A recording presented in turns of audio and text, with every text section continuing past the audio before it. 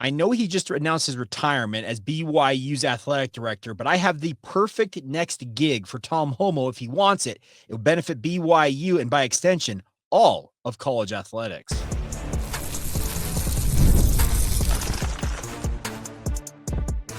You are Locked On Cougars, your daily podcast on the BYU Cougars, part of the Locked On Podcast Network, your team every day. What's up, everybody? I'm Jake Hatch, your host here on Locked On Cougars, resident BYU insider. Thank you for making Locked On Cougars your first listen of the day, and more importantly, thank you to all of you who we like to call our everydayers right here on your original daily podcast focused on the BYU Cougars.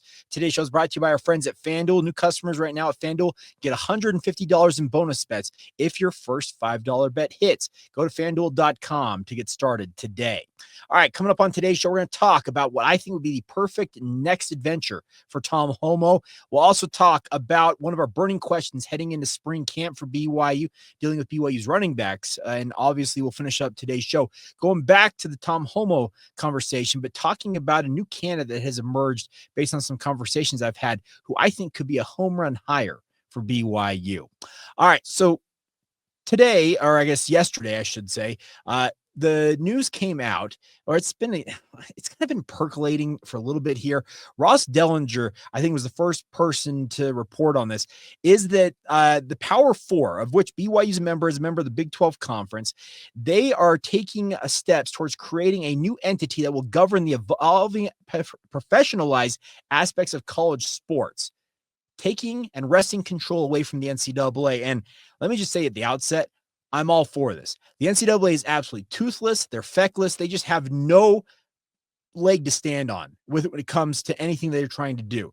But what they are doing here at the Power Four level is they want to bring a new system into effect and have, in essence, a commissioner, a CEO of this new structure. It's a newly created LLC. Will be overseen by a CEO or executive director, centered on a new enforcement arm to police violators of the industry's new salary cap, and is expected to feature revenue sharing policies and a corresponding penalty structure for violators. Sounds like something the NCAA should have been doing all this time, but didn't, have any, like I said, any ability to do it. The situation is, and where it ties in Tom Homo here, is that this will obviously grant more autonomy to the Power Four ranks, and I think that's good for the top shelf, the top tier of college athletics. And why do I invoke the name Tom Homo? I think he would be the perfect administrator to handle this.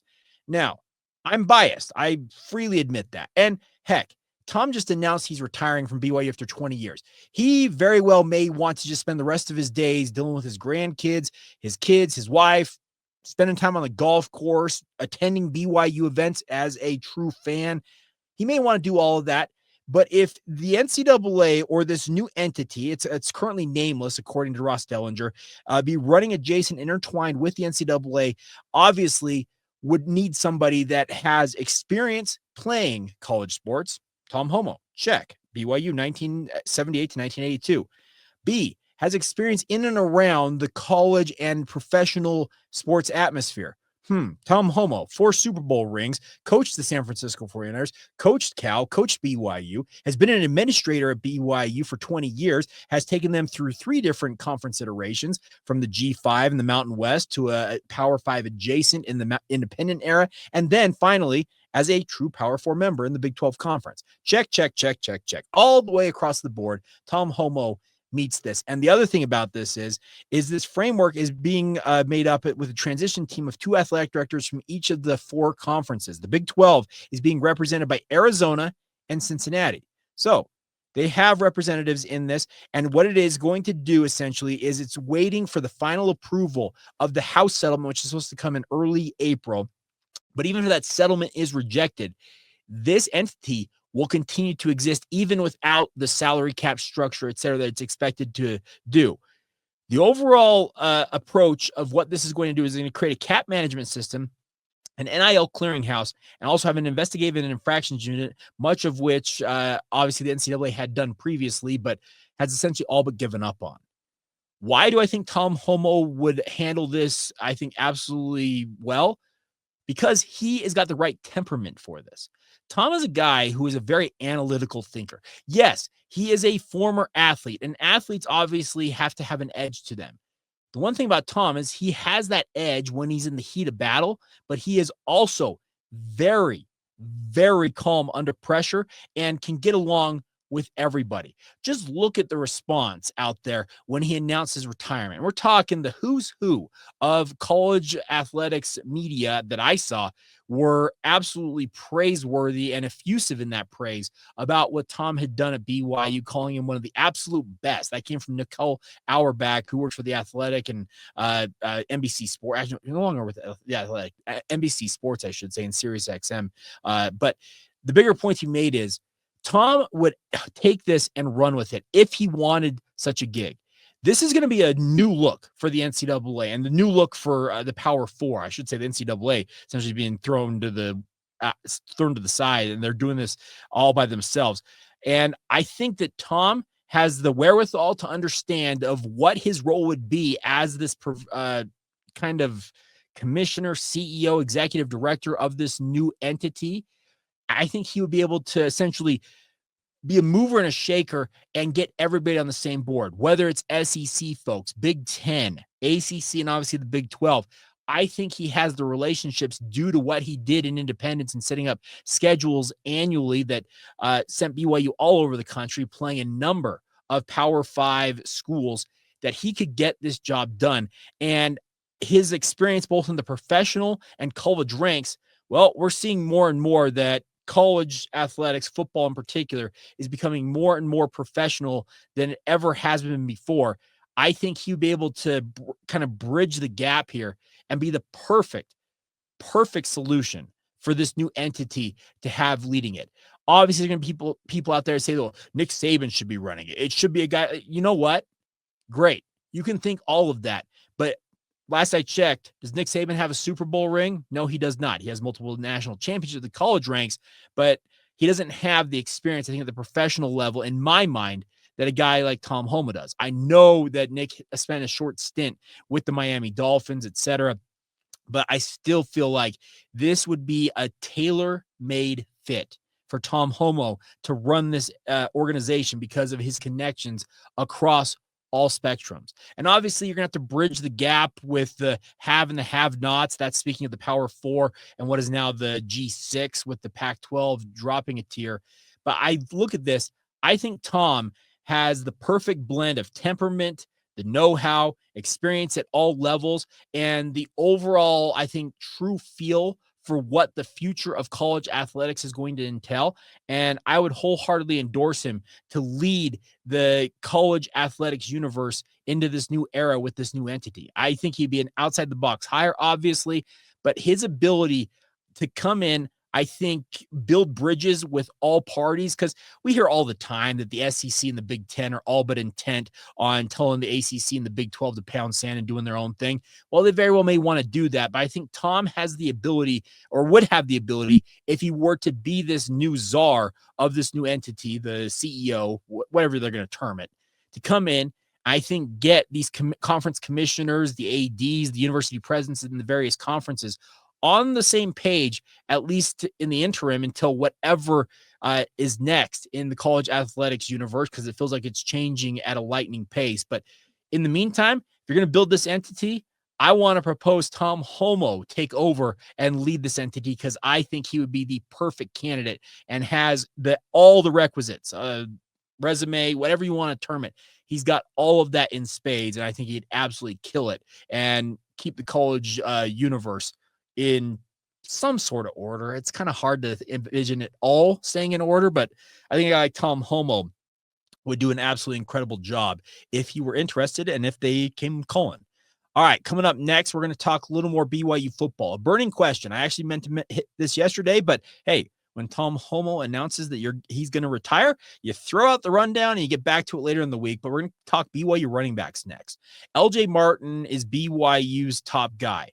Who else can go with him? Who is going to be the Robin to his Batman? Whatever you want to term it. We'll get into that next right here on Locked On Cougars. Thank you once again for making Locked On Cougars your first listen of the day. Today's show is brought to you by our friends over at FanDuel. When the game tips off, the NBA action is just getting started. And there's no better place to get in on all of it than with our friends at FanDuel, as they are America's #1 sportsbook.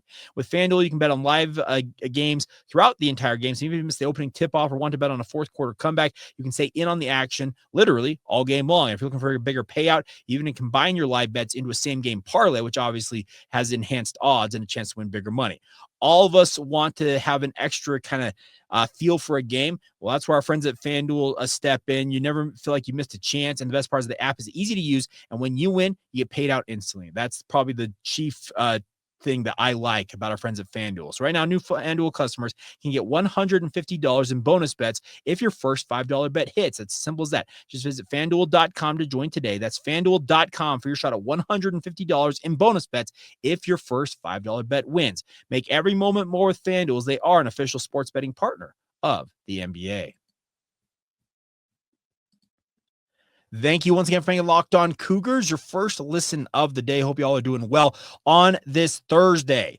All right, let's talk a little BYU football. We are under 2 weeks. Crazy. We are going to be talking spring ball this month. February 27th is the start of BYU spring camp. If I'm breaking news to any of y'all, well, there you go. February 27th is the start of BYU's annual spring camp. But we've been talking about burning questions, and we previously talked about BYU's quarterback situation and the backup quarterback duel. Well, obviously a strong running game is a quarterback's best friend, and BYU has, I think, a pure thoroughbred returning in LJ Martin. He is going to be BYU's top back, barring him not being healthy for whatever reason.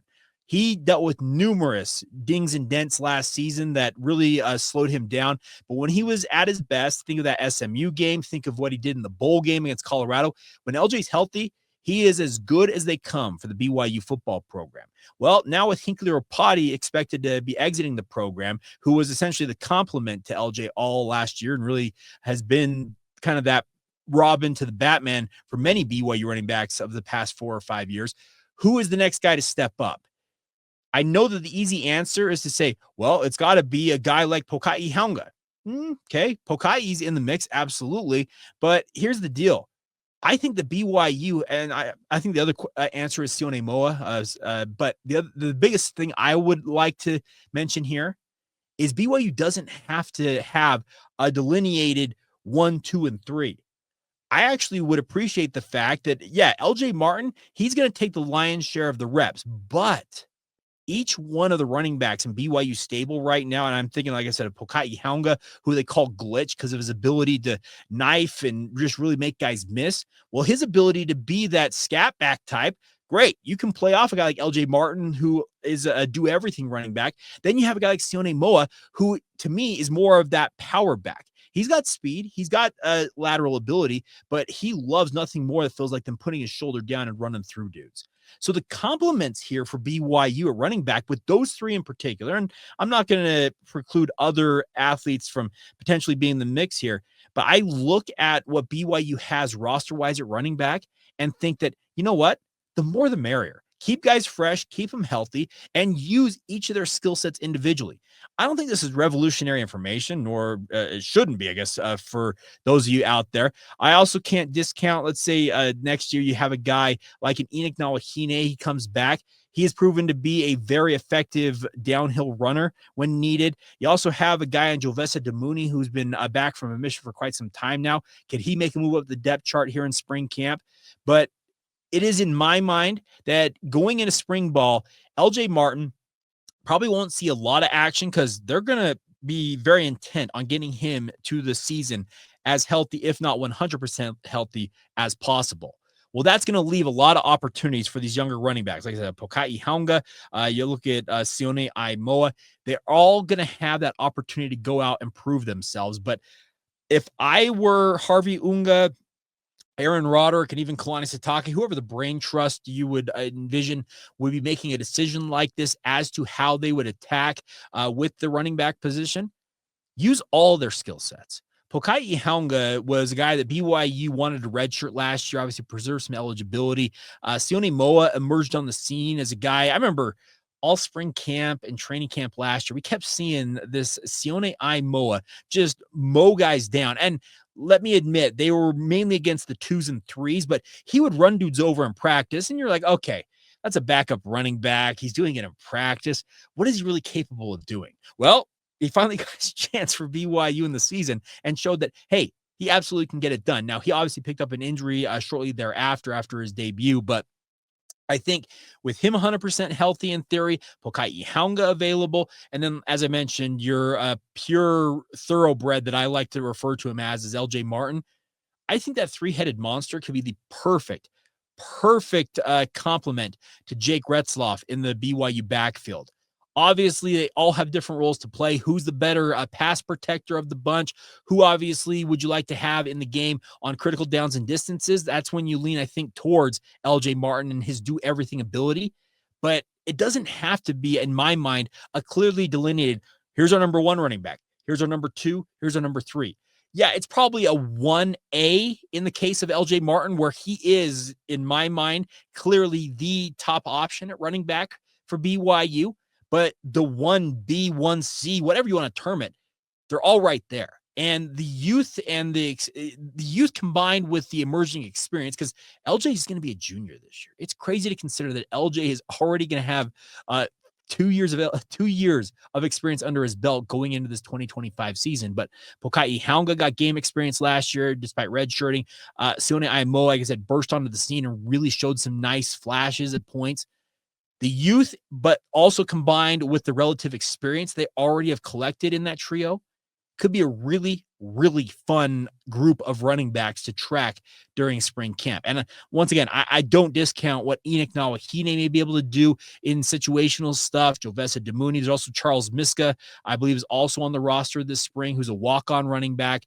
I wish I had more for you guys on who Charles Miska is and what he could offer. But the bigger point to be made, the overarching point of this burning question is, yeah, you need to obviously get these running backs healthy and get them in the game plan, but don't run them into the ground so much in spring camp that you don't have them available come training camp and come the season.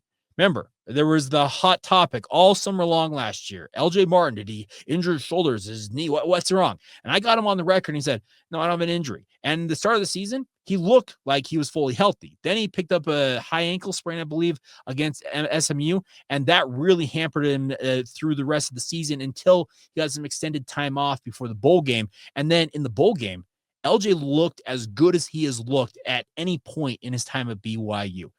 The hope is he, Pokai Haunga, Sione Aimoa, they go into this upcoming season 100% healthy, and they become the Hydra, the three-headed monster, whatever you, what is it? Hydra is the one with the three heads of the dog or whatever. Yeah. I think I got that right in Greek mythology, but that could be a fantastic thing to complement Jake Retzloff in the backfield and make his job all the easier. When you have effective running game and effective running back or running backs, plural, only makes life more comfortable for a quarterback back there. And I'm sure that Jake Retzloff would sign off on having as many options as available to him as BYU could muster. But I actually am very bullish on BYU's running back position this year. And I think that top trio could be something special for the BYU football program. And I do wonder how it plays out in spring camp, because we'll have limited observation windows, but I will obviously be talking to our practice insiders, getting insight on it that way as well, and passing it along to you guys. But it should be very interesting to see how they attack this, and also how they dole up reps and like how much actual live tackling and that type of stuff that BYU exposes these backs to, because it's just there's a fine line there of risking guys' health, but at the same time making sure that they are ready to go come the season. I will be interested to see how BYU handles it. But I think that running back position is one to watch in spring camp, because the bigger point to be made is that they need to complement Jake and help take some of that burden off of his shoulders, because he's proven to be a very effective runner, but you expose him to injury when he runs. So one of those things to obviously monitor as we roll on coming up here in a couple of weeks' time as spring camp gets underway. All right, coming up next, we will finish up today's show by looking at a couple of other storylines for BYU. I had a list yesterday of what I would consider to be options for BYU as a successor for Tom Homo. There is one name that was left off the list that I need to mention, because the more I hear from people about this, he could be an absolute factor in this if he is interested in the job. So we'll talk about that. We'll also talk about a first team All-American status for a BYU pitcher. That's pretty impressive stuff. And we'll also talk about a big topic I talked about a couple of weeks ago that could affect the way BYU and the salary cap goes. We'll get into all that as we wrap up this edition of Locked On Cougars next.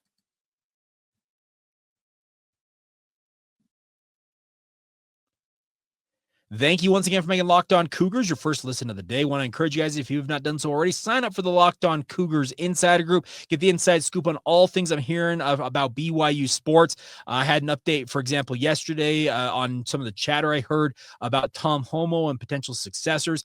You want that inside intel? Join us today. The best part is it's just $5 a month to be a part of the Insiders Group, and you also can get a 14-day free trial before you're charged anything. So join us today on the Locked On Cougars Insider Group and help supporting what we're doing here.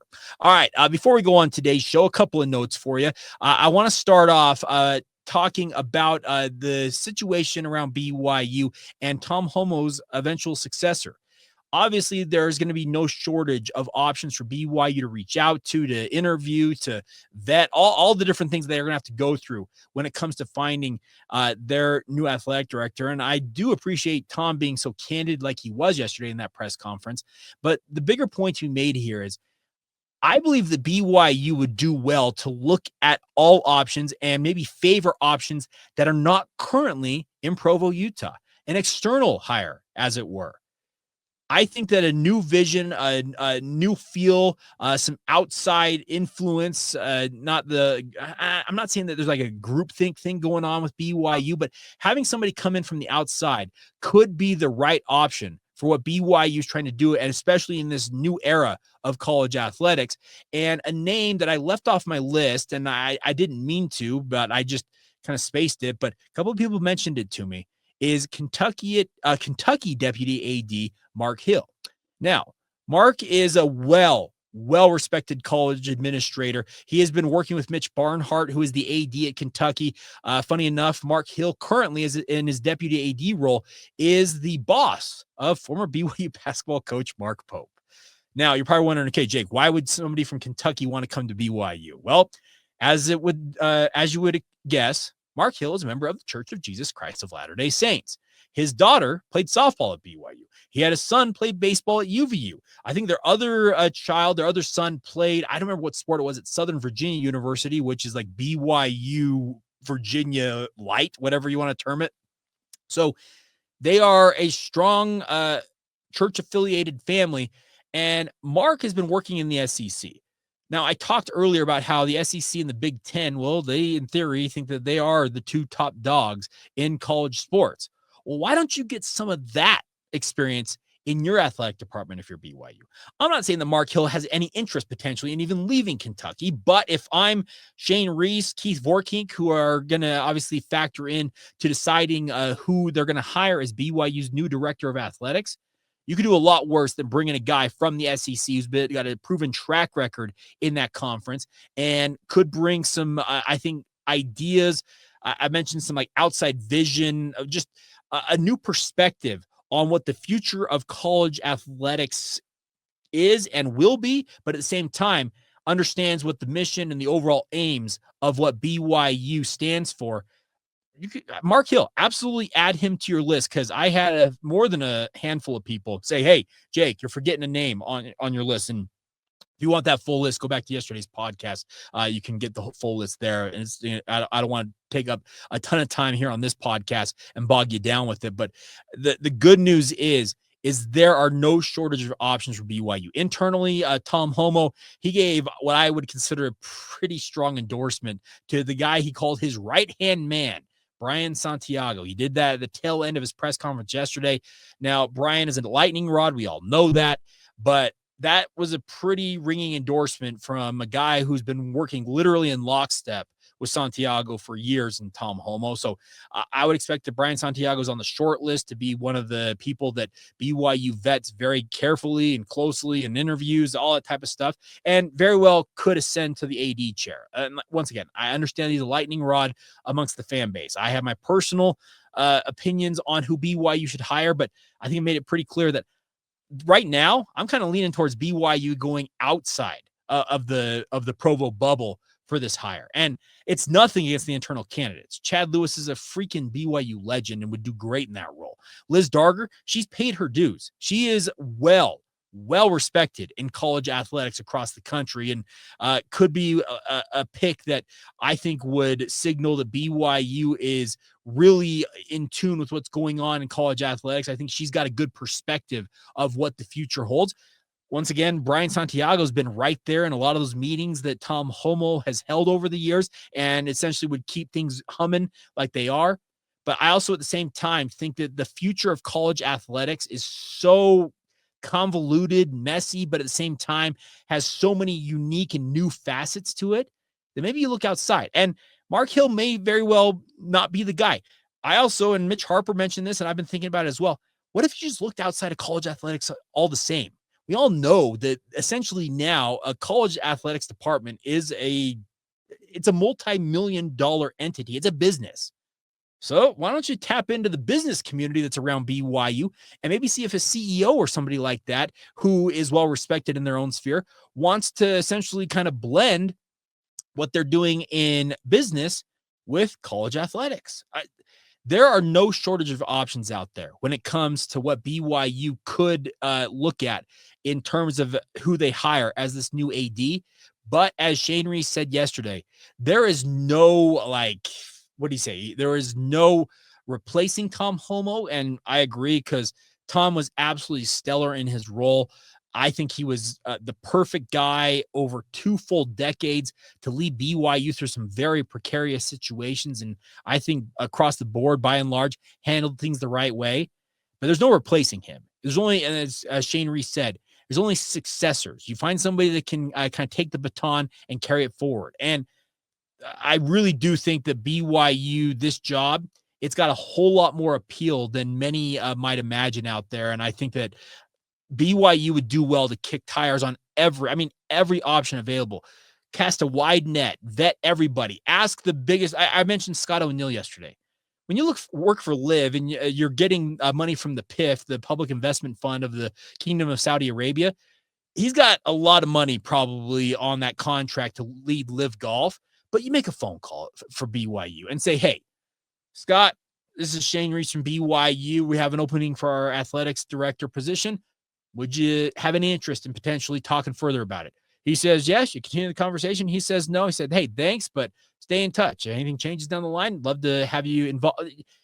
You cast a wide net and vet all options out there. Some will essentially tell you, yeah, no, I'm out right away. Others will say, hey, maybe I am interested, and maybe we should talk further about this.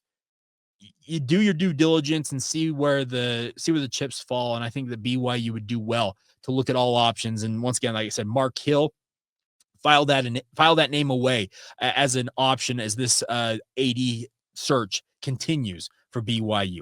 All right. Meant to spend a lot less time talking about that, a couple other topics, but hey, so we got tomorrow's podcast for. I do want to give a shout out real quick. Stone Cushing. He has been named to the NCBWA preseason All-American first team. He is a really, really phenomenal pitcher for BYU. He's one of the 3 relievers recognized on the Big 12 All Preseason team as well. He also begins the year on the NCBWA Stopper of the Year preseason watch list, and he is currently 8th in the country in the active save leaders category. And that's really cool to see a preseason All-American accolade for BYU baseball, because if you look at the preseason predictions for BYU baseball, they're down pretty bad. But having a star pitcher like a Stone Cushing who can come in and close out a game for you, nice to have in your back pocket for Trent Pratt. All right, so there you go. That's what I got for you guys on this Thursday. As always, truthfully, do appreciate everything you guys do to support the podcast. Please continue to rate, review, share with your family and friends, subscribe to the show. Essentially just keep doing what thousands of you are doing at this point, and hopefully thousands more will be joining us in due order. But as always, thank you for making Locked On Cougars your first listen of the day. And as always, I like to say this all the time to finish up the show. Thank you for being an everydayer with us right here on the Locked On Cougars podcast.